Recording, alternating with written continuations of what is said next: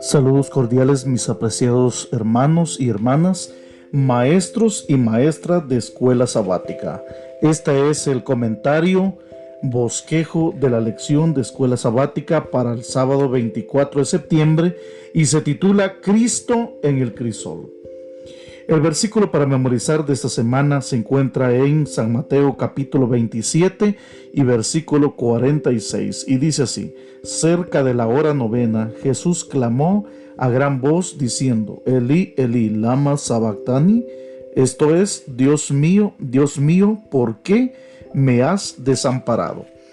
Y en la introducción, como maestros de escuela sabática, podemos hablar un poquito acerca de que el pecado y el sufrimiento son un hecho extraordinario en la religión bíblica, pero nuestro Dios cargó con ellos. No hay ninguna otra divinidad en las religiones del mundo que se haya designado a hacer ese sacrificio. Ningún Dios de las religiones mundiales que han existido vino y se sacrificó por sus hijos. Pero por eso el cristianismo bíblico se lo llama la religión del amor y la gracia, desde la creación hasta la salvación. Dios nos creó por gracia y sin nuestra contribución, porque nos amaba, y Dios nos salva por gracia sin nuestra contribución también, porque nos ama.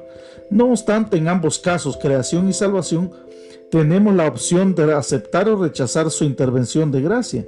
Después de ser creados por gracia, Adán y Eva tomaron la decisión de rechazar el acto de creación de Dios y eligieron el camino de la rebelión, que conduce a la aniquilación y a la muerte. Después de ser salvos por gracia mediante la fe en la muerte de Cristo en la cruz del Calvario, cada uno de nosotros tiene la opción de aceptar el sacrificio de Dios en su lugar y regresar a su reino de luz, gracia y amor, o rechazar su gran salvación y desaparecer en la inexistencia eterna. Entonces, elijamos hoy, pero elijamos con amor, elijamos la gracia, elijamos la vida, elijamos el amor de Dios y la gracia de Dios y la vida de Dios. Eso nos hará feliz y hará feliz a nuestros seres queridos y a Dios también. Así que, apreciados maestros, la temática de la lección para esta semana se puede resumir en dos grandes temas principales. El primero es el sufrimiento de Cristo, que el sufrimiento de Cristo no representa meramente el sufrimiento de otro ser. Su sufrimiento es la esencia del amor y la salvación de Dios en nuestro favor. Jesucristo sufrió por nosotros y en nuestro lugar para rescatarnos del poder del pecado, el sufrimiento y la muerte para siempre. Ese es el primer tema. El segundo tema, lo que Jesús sufrió en el Getsemaní, que fue el huerto donde él fue a orar, y lo que significa para nosotros. En el comentario un poquito más profundo de la lección, hablamos acerca de los primeros días del ministerio de Jesús. Desde las primeras horas de la vida de Jesús, Jesús estuvo rodeado de tragedias y sufrimientos humanos. Jesús enfrentó la negación, el rechazo, la pobreza y la humildad. Nació en un pesebre. También tuvo sufrimiento físico porque fue circuncidado. Enfrentó masacre, persecución y huida. Y durante la niñez, Jesús continuó experimentando el sufrimiento humano. Sin embargo, el bautismo de Jesús al comienzo de su ministerio señaló su entrada al crisol para el que había venido, el tipo de ministerio que había venido a ofrecer. Por eso San Mateo capítulo 4 menciona a Jesús saliendo del bautismo, y aunque no tenía pecado, se bautizó por ejemplo a nosotros, y se fue al desierto. Por supuesto, el Espíritu Santo, dice, lo llevó al desierto. Por supuesto, Jesús se bautizó para darnos ejemplo. Elena de White observa que en el libro de Deseado a toda la gente, página 88, que Jesús no recibió el bautismo como una confesión de culpabilidad propia. Se identificó con los pecadores, dando los pasos que debemos dar y haciendo la obra que debemos hacer. Su vida de sufrimiento y paciencia, tolerancia después de su bautismo fue también un ejemplo para nosotros. Pero el bautismo de Cristo no se reduce a un mero ejemplo.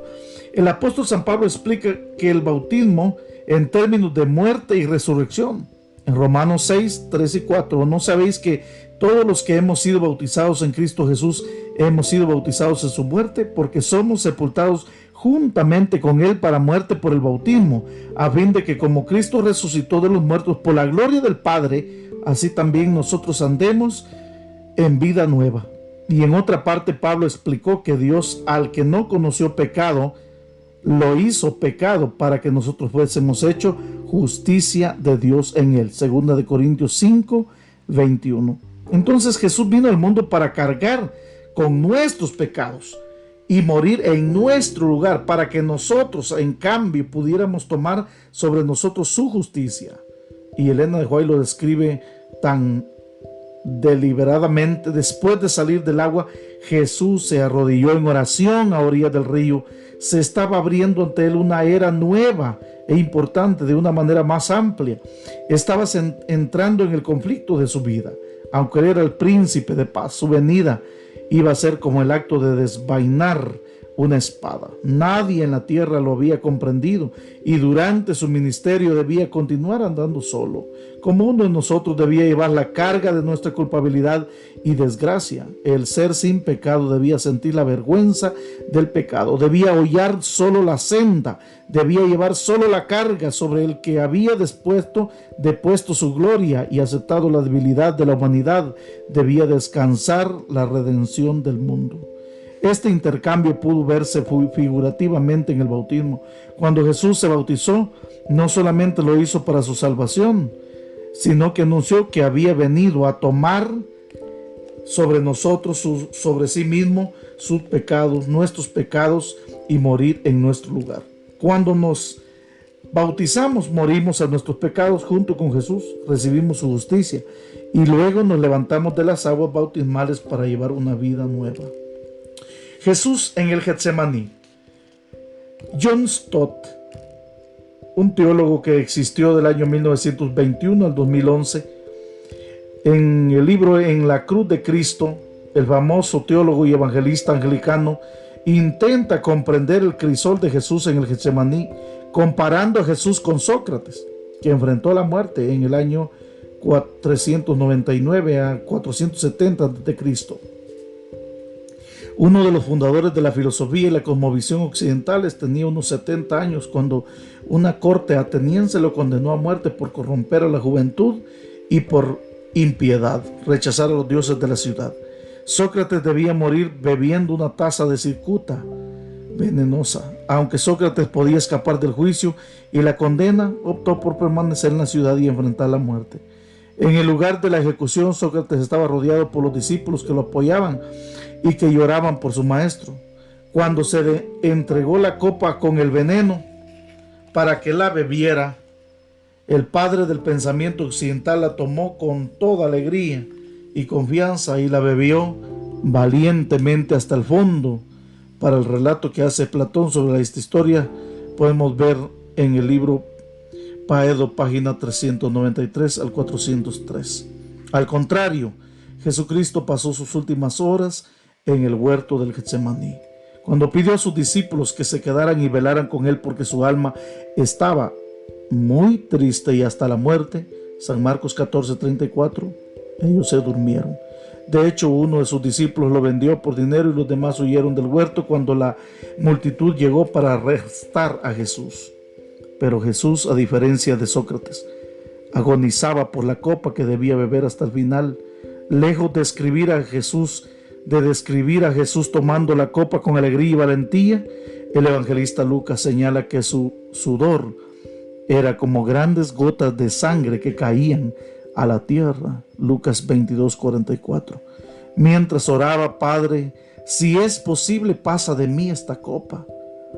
Jesús, que es el Dios encarnado, ¿puede ser realmente el Salvador del mundo si tiene tanto miedo de esa copa y de la muerte?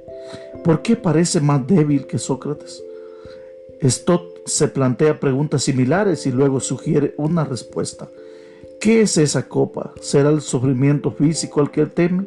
¿La tortura de los azotes y la cruz? ¿Se sumará tal vez la angustia mental de la traición, la negación y la deserción de sus amigos? Como también la burla, el injurio de sus enemigos. Jamás pude aceptar que la copa a la cual temía Jesús fuera alguna de estas cosas, a pesar de que eran realmente graves, como tampoco todas ellas juntas. Su valor físico y moral resultó invencible durante todo su ministerio público. Me resulta ridículo suponer, dijo Sócrates, que ahora les tenía miedo al dolor, los insultos y la muerte. Sócrates en la celda de la cárcel en Atenas, según el relato de Platón, tomó su copa de cicuta sin temblar y sin cambio de color o de expresión. Levantó la copa hasta sus labios y con alegría y serenidad bebió hasta la última gota. Cuando sus amigos echaron a llorar, le reconvino por su comportamiento absurdo y los instó a mantener la calma y tener valor. Murió sin temor alguno, sin pena ni protesta. La pregunta es, ¿fue Sócrates más valiente que Jesús? ¿O es que sus copas estaban llenas de venenos diferentes? Eso reflexiona John Stott en el libro La Cruz de Cristo, página 85. Stott concluye que la copa que quería evitar Jesús era alguna otra cosa. No simbolizaba el dolor físico de ser azotado y crucificado, ni la aflicción mental de ser despreciado y rechazado incluso por su propio pueblo. ¿Qué era entonces, mis apreciados maestros y maestras? Era la agonía de morir, la muerte que representa el juicio de Dios sobre el pecado, es decir, la muerte eterna y verse separado de Dios eternamente. Ningún ser humano, ni siquiera Sócrates, podía morir esa muerte y volver a vivir. Ningún ser humano puede morir esa muerte y llegar a ser el Salvador del mundo. Elena de White describe el contenido de la copa que Jesús quería evitar. Él oró diciendo: si fuese posible, pasa de mí esta copa. En el libro de Seoto la gente, en la página 651, dice: al acercarse Jesús a Getsemaní, se fue sumiendo en un extraño silencio. Con frecuencia había visitado ese lugar para meditar y orar, pero nunca con un corazón tan lleno de tristeza como aquella noche de su última agonía.